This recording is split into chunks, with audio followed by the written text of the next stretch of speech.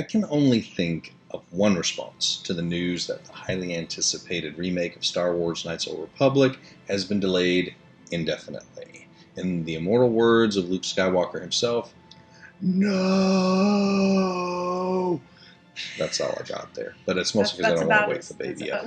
But to be fair, when I heard that the remake of one of the most beloved games of all time, at least for me, was in the hands of a relatively unproven studio, Aspyr, I was a little concerned. It was announced that the remake would be exclusive to the Sony PlayStation 5 platform. Well, then I relaxed a little bit, because I was hoping that maybe this team, if they focused on only one platform, that would optimize their developmental approach. Right, that makes sense. But then the recent remasters hit, had a few snags, a few critical bugs in them. One like, not actually being able to finish the game in Knights of the Republic 2, which is kind of a big problem. So my concerns started growing to alarm, because those weren't even remasters. They were literally just ports. So when the news broke that a vertical slice of the new remake performed so poorly that the lead design director and the art director were terminated from the project, and the game has been postponed indefinitely, I can't really say I was surprised. I was absolutely disappointed. The truth is, the writing was kind of on the wall from day one for this game. Right. I mean, this game won't be coming out anytime soon, and it's kind of hard to spin that news into a positive, at least for him. But with the Star Wars franchise experiencing a level of mainstream popularity that is arguably as big as it has been since the launch of the original trilogy, broken games that reflect poorly on the brand are simply not an option the way they may have previously been. I mean, both LucasArts and Sony, they sat down, they looked at the progress of the game, decided it's not where it needed to be, especially for a game that was reportedly projected to release at the end of this year. So the interminably long wait for my beloved Knights of the Old Republic remake begins again. If you aren't familiar with Aspyr, this little studio was previously responsible for remaking titles including Knights of the Old Republic on mobile platforms, but this was certainly their highest profile project yet. The rumors are swirling that they will be replaced as the lead developmental studio for this remake with another developer, and with the stakes as high as they are on this title, that is a completely understandable decision. But that doesn't make it any easier to accept for the team members of that studio who probably considered this a dream project to work on. And in today's hustle culture that we're all guilty of buying into at certain points, we are accustomed to being told that if we're willing to work long and hard enough and make big sacrifices and believe in ourselves, that anything is possible.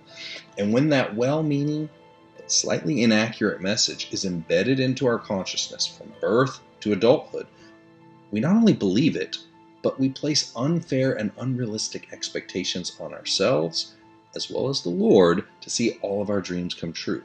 Dreams that may not have been aligned with His purposes for us. There are entire industries that are monetized with the promise of helping us achieve our dreams, and even the most well-intentioned of these are ultimately placing us at the center of carrying the responsibility for this.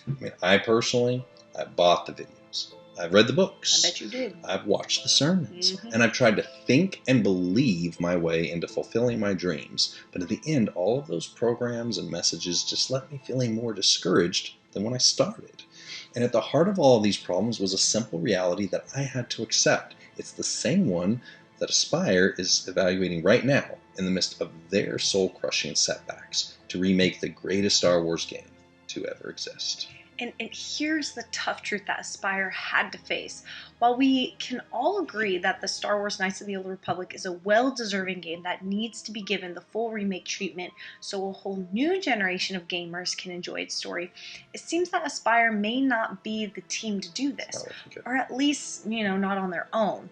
Sure, they had previous success with releasing versions of this game and others on different gaming platforms, but perhaps this mission is for someone else. Or maybe this is their dream to complete.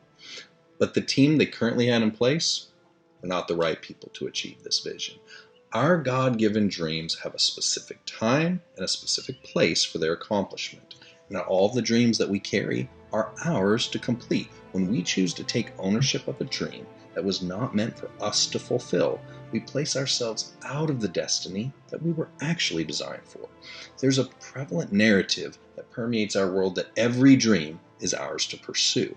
While that sounds like a positive message, the reality is that each of us have a unique calling, and we have been given specific gifts to fulfill that calling. When we place pressure on ourselves to fit the callings and gifts that we receive from the Lord into the wrong place, this will only result in feelings of disappointment, frustration, resentment, and depression. Something most of us are all too, unfortunately, familiar with. And the truth is, we were designed and chosen for a specific purpose on this planet. And in my experience, pursuing dreams that aren't aligned with the Lord's direction for my life only left me feeling unworthy, incapable, worthless, or defective.